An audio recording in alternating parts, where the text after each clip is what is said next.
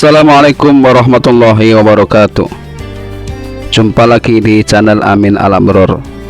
Alhamdulillahi rabbil alamin. Allahumma sholli ala Sayyidina Muhammad wa ala ali Sayyidina Muhammad. Bersyukur kepada Allah subhanahu wa ta'ala, bersalawat kepada baginda Rasul Muhammad sallallahu alaihi wasallam. Mudah-mudahan kita semua mendapatkan syafaatnya beliau fid dini wa dunya wal akhirah. Amin amin ya rabbal alamin. Kisah karamah Syekh Abdul Qadir Al-Jailani. Pada suatu hari ada seorang perempuan datang menghadap Syekh Abdul Qadir Al-Jailani dengan membawa putranya. Perempuan itu menyerahkan putranya kepada beliau agar dijadikan santri dan belajar ilmu tasawuf. Syekh Abdul Qadir Al-Jailani menerimanya. Kemudian anak tersebut diperintah memerangi hawa nafsu serta menjalankan ibadah sebagaimana yang dilakukan oleh para santri yang lain. Suatu hari sang ibu datang ke pesantren Syekh Abdul Qadir Al-Jailani. Di sana perempuan itu sangat terkejut ketika melihat putranya sedang memakan roti kering dalam keadaan kurus. Si ibu menemui Syekh Abdul Qadir Al-Jailani yang baru saja makan di kamarnya, dan ia pun melihat banyak tulang ayam serta sisa makanan. Perempuan itu merasa heran sehingga terpaksa bertanya tentang perbedaan makanan tersebut.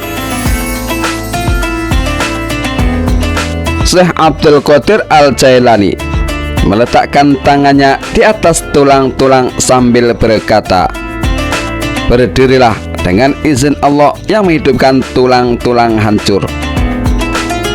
Seketika itu juga tulang-tulang tersebut kembali menjadi ayam jantan dan berkokok. La ilaha illallah Muhammadur Rasulullah Syekh Abdul Qadir Waliullah. Dan akhirnya sang perempuan itu memohon maaf kepada Syekh Abdul Qadir Al-Jailani yang telah berburuk sangka kepadanya. Dalam kisah yang lain diceritakan pada hari Ahad tanggal 3 Safar tahun 555 Hijriah, Syekh Abu Umar Utsman As-Sayrafi dan Syekh Abu Muhammad Abdul Haqi Al-Harimi bersama Syekh Abdul Qadir Al-Jailani berwudu, kemudian melaksanakan sholat 2 rakaat. Setelah salam, tiba-tiba beliau berteriak sekeras-kerasnya sambil melemparkan sandalnya ke udara hingga tidak terlihat oleh pandangan mata. Demikian juga sandal yang satunya ia lemparkan ke udara hingga lenyap dari pandangan. Kemudian beliau duduk dan tak seorang pun yang berani bertanya. Selang 23 hari kemudian datanglah serombongan musafir dari negeri seberang.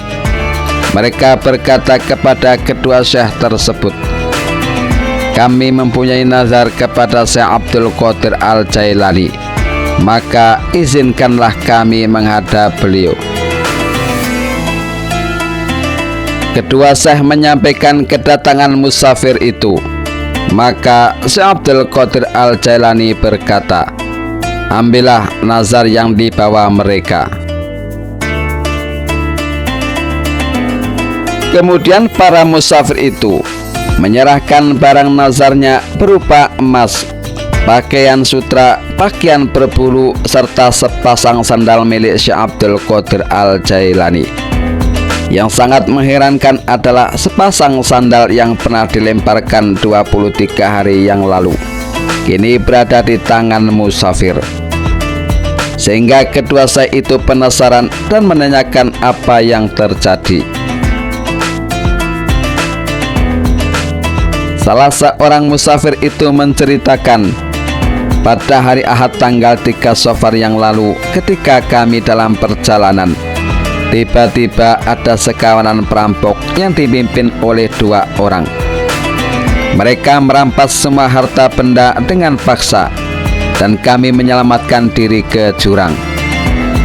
Di tempat itu kami berunding mengajak teman-teman untuk berwasilah kepada Syekh Abdul Qadir Al-Jailani.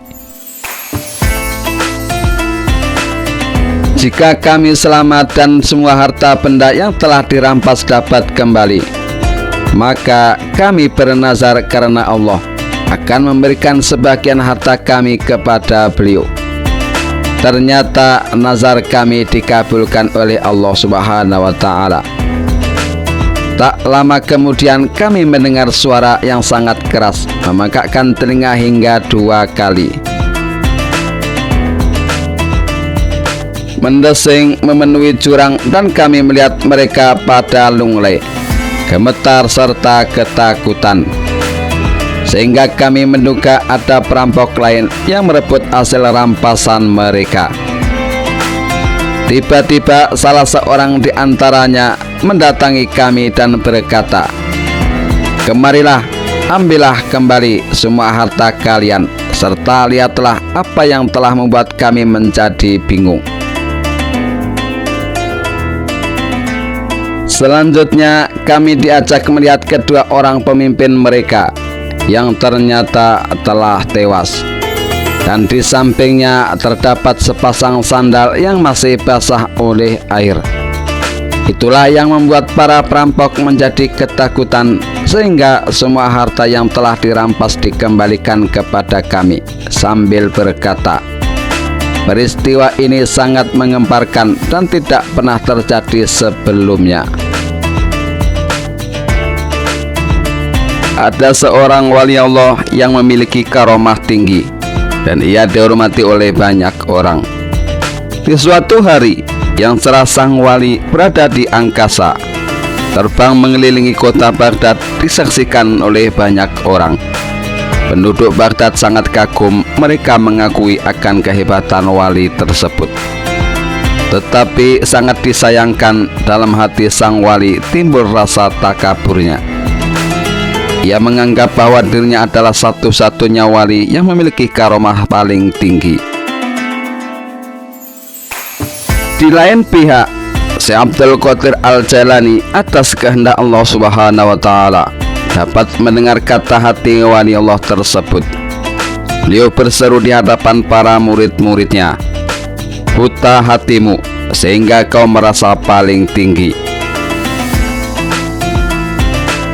Saat itu juga lenyaplah karomah sang wali dan ia jatuh tepat di hadapan Syekh Abdul Qadir Al-Jailani dan para muridnya. Sang wali sadar bahwa kehebatannya lenyap karena merasa takabur dan su'ul adab kepada Syekh Abdul Qadir Al-Jailani. Ia pun mengakui segala kesalahannya dan meminta ampun kepada Syekh Abdul Qadir Al-Jailani, bahkan mengakui segala kekurangan yang ada pada dirinya, sehingga sejak saat itu ia menjadi murid beliau. Dalam kisah yang lain diceritakan ada seorang laki-laki dari kota Asifan berkunjung kepada Syekh Abdul Qadir Al-Jailani untuk mengobatkan seorang budak perempuan yang sudah dimerdekakan. Perempuan itu sering tak sadarkan diri dan sudah diobatkan kemana-mana, namun belum juga membuahkan hasil. Dalam hal ini, Syekh Abdul Qadir Al-Jailani berkata, "Budakmu diganggu jin dari Sarandib bernama Khonis. Jika tak sadarkan lagi, maka bacakan di telinganya, 'Hei jin Khonis, Syekh Abdul Qadir Al-Jailani yang tinggal di Baghdad mengatakan kepadamu, janganlah engkau kembali, jika kembali maka kau akan binasa.'" 20 tahun kemudian, laki-laki dari Asifan itu datang lagi menghadap Syekh Abdul Qadir Al-Jailani. Setelah ditanya, ia pun menjawab bahwa apa yang dikatakan oleh Syekh Abdul Qadir Al-Jailani telah dilaksanakan, dan penyakit perempuan itu sudah tidak kambuh lagi.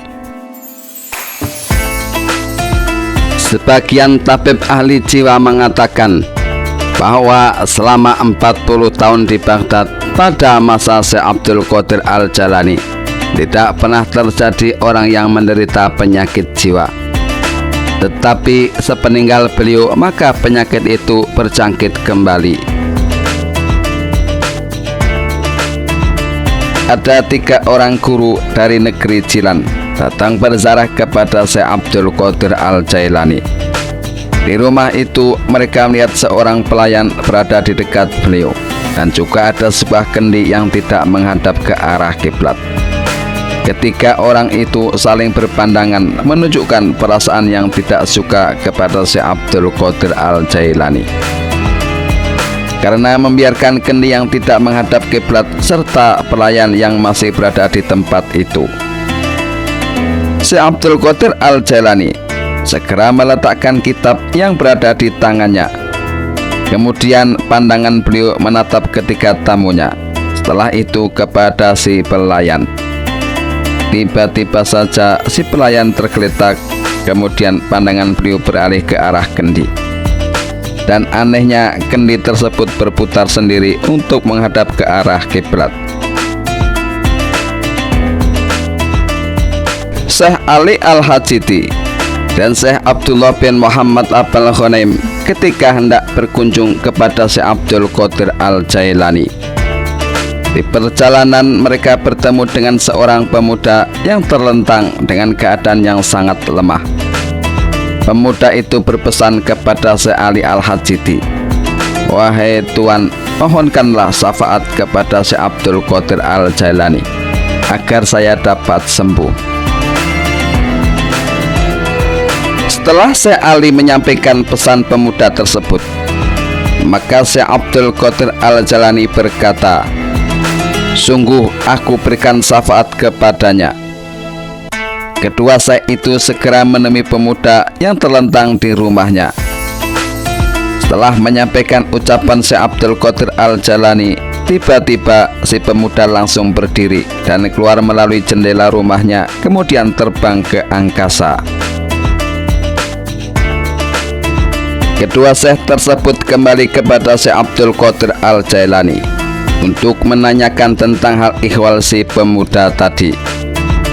Syekh Abdul Qadir Al-Jailani menjelaskan, sesungguhnya pemuda yang terbang tadi telah berkata dalam hati bahwa tak seorang pun di Baghdad ini yang bisa seperti dia.